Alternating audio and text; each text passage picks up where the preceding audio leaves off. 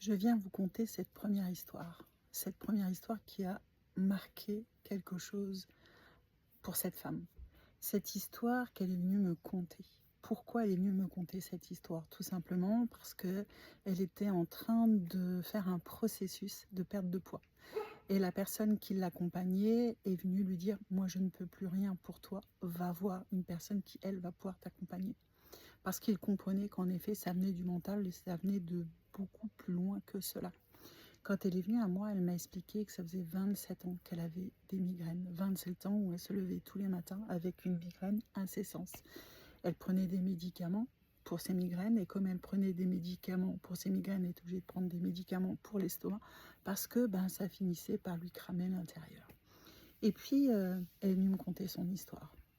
Une histoire où elle s'était convaincue en fait que ses parents ne l'aimaient pas et qu'ils préféraient sa sœur à elle. Des belles suppositions qu'elle était en train de se faire depuis 27 ans.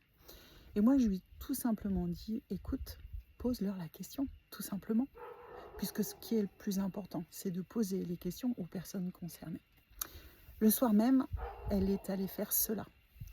Et quand elle est revenue me voir 10 jours après, quand elle a frappé à ma porte, j'ai découvert une autre personne. Et oui, vous êtes chez moi, où les animaux sont vivants et ils aboient, et je n'arrêterai pas cette vidéo. Et quand elle est venue me revoir et qu'elle a sonné à ma porte, dans un premier temps, je ne l'ai pas reconnue. J'ai eu affaire à une autre personne, une femme lumineuse, une femme radieuse, qui avait détaché ses cheveux et elle avait le visage tellement empreint d'amour. Et c'était un truc incroyable, je me souviens encore. Et je lui dis: mais il s'est passé quoi? Et elle me dit: il s'est passé toi. J'ai dit: non, il s'est passé toi. Il s'est passé toi parce que tu t'es permis de. En fait, elle me raconte qu'elle a eu tout simplement le soir même pris rendez-vous avec ses parents, où elle est venue leur poser la question. Et son papa l'a pris dans ses bras et il lui a dit: je t'aime, avec les larmes aux yeux. Alors oui, des fois, des histoires que l'on se raconte peuvent mettre du temps et du temps et du temps. Et du coup, ça vient dans notre corps nous donner des messages. Et bien sûr, à compter de ce jour, elle n'a plus eu de migraine. Et du coup, plus de migraine. Et comme son mari lui a dit: en fait, tu prends plus tes médicaments pour l'estomac. Ben non, elle ne prenait plus des médicaments pour ses migraines.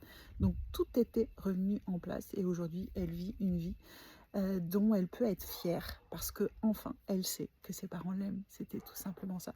Première histoire, premier conte. Allons voir ce que les autres histoires veulent bien nous raconter. Et vous, quelle est l'histoire que vous vous racontez, qui vous fait des maux du corps et qui vous empêche tout simplement d'avancer, et surtout où vous faites des suppositions?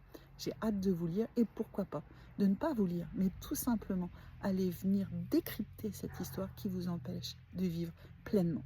Je vous embrasse et à la prochaine histoire.